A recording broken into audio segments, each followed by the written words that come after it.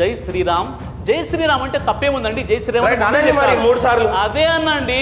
ఇప్పుడు సార్ నేను ఖాళీగా కూర్చుంటా, మీరు 3 సార్లు జై శ్రీరామ్ అనండి చాలు. మీరు చెప్పారు కాబట్టి నేను చెప్పాను.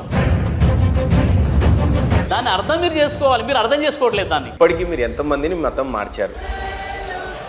వేదాలు ముందు పుట్టాయా, ఖురాన్ ముందు పుట్టిందా, బైబిల్ ముందు పుట్టిందా? యేసు ప్రభుల వారు దేవుడా కాదా? యేసు ప్రభు దేవుడు కాదు. సరే, రాముడు దేవుడా కాదా? రాముడు దేవుడు కాదు.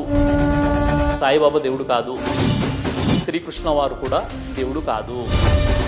సిగ్నేచర్ స్టూడియోస్ లో సిరాజ్ గారు ఈ రోజు ఏ దేవుడిని ఆరాధించమని చెప్తాడు? వేదాల ప్రకారంగా, బైబిల్ ప్రకారంగా, ఖురాన్ ప్రకారంగా ఒకే ఒక సృష్టికర్త ఉన్నాడు.